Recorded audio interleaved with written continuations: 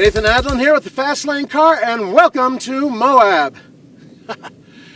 You know, last year when I was here, the winds were blowing, the sun was intense, and I wasn't able to shade myself appropriately, and I got sunburned, so I grabbed a hat like this and tried to make the most of it. But this time I don't really need it, and that's a good thing. It's nice and calm here. It's sunny, but it's cool. Actually, that's how Moab is usually during the Easter Jeep Safari.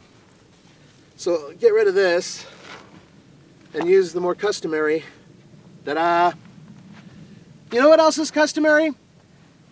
People who buy these vehicles, especially virgins, ones who have not driven a Jeep Wrangler before, tend to come away feeling a little down. They don't know what they've bought. I'm not putting Jeep down at all. You and I both know that this is a very unique vehicle, but a lot of people out there don't quite understand why it's unique, other than the fact that it's built to go off-road. So I thought we'd do a quick little video, and basically the title of it is Why Wrangler? Check it out next on the Fast Lane Car.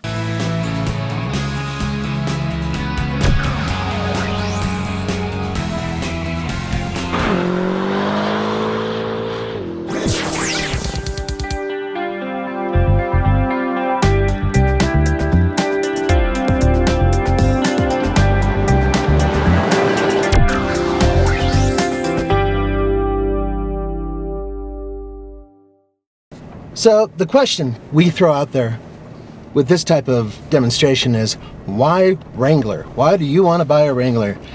And I'm trying to help out a lot of people out there who see a vehicle like this and go, that's cool, I want that. We've had this particular one, the Sahara, up in the Colorado snow. We put it through a blizzard. We went up an icy hill with it and went through some of the thickest snow that Colorado has to offer. Then we brought it down to Moab and beat the crap out of it. And it does great. This is what it lives on.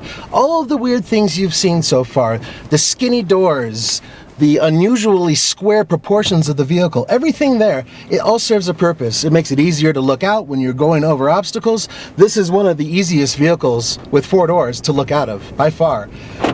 Things that need to be light and removable, well, there's a reason for that. It makes it a lot easier for people who are doing real safari to actually yank doors and tops off of, so they can get in and out of the vehicle really quick and still have something that'll take them over just about anything.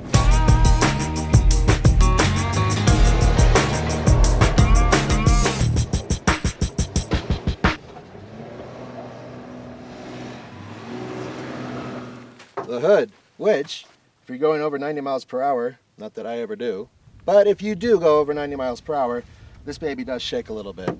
Fortunately, it's got these lovely rubber and plasticized components, latches, to keep everything down. The reason I mention this is for one reason, really. People forget to put these back. Not a good idea. Thing is that on a vehicle like this, you have to be a little rough, you have to be a little tough, put things where they belong, or else you're going to have a disaster on the highway, like having the hood fly up and obscure your view. Speaking of hoods, you ever wondered what this little rubber dealie is here and its brother over there, and what this hook is right here? Well, I'll show you. See these bolts here? All here and here, and there's the same on the other side, and on the inside there's a few as well. Well, remove those, remove the top. See this round thing here? Yeah, that's a hinge. This baby comes down. You can actually lower the front glass. Now, before you just jump into your garage and do that, there are a couple warnings. If you do that, there's absolutely nothing between you and the outside. That means bugs, rocks, bullets, whatever you know. This is built to secure your glass without destroying it.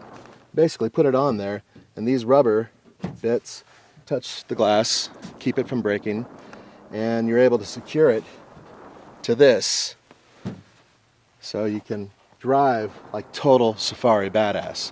Now, if you're going to go that far, you might as well take off the doors.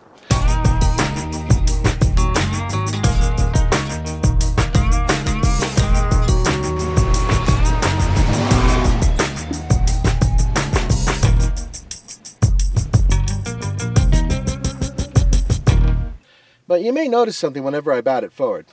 Yep. It comes back. It's not made to have any type of stopper in it. It doesn't have any hydraulic piston that comes in and out and slows it down.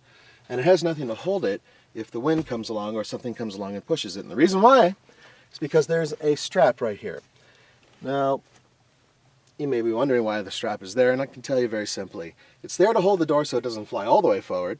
It's sort of a safety device, and it makes it much easier when you want to take this door off. You see, the one thing about Wranglers are they have doors that can be removed. They have a top that can be removed.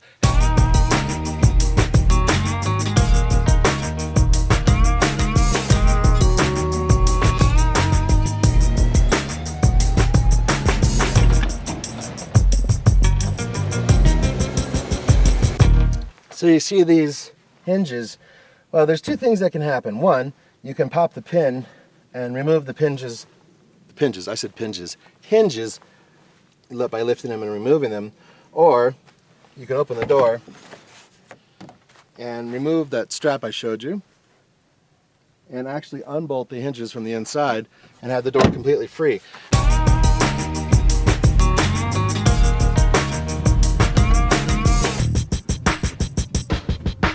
So yeah, it's fun.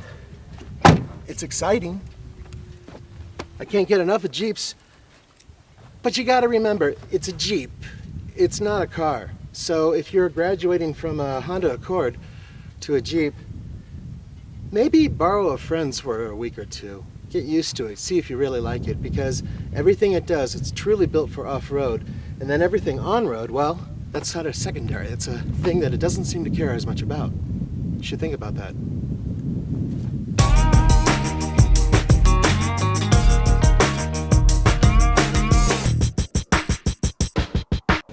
This is really fun terrain. So before I get myself into some serious trouble, I'm going to say this is Nathan Adlin for the Fast Lane Car. I absolutely love Jeep Wranglers. So there it is. See you next time.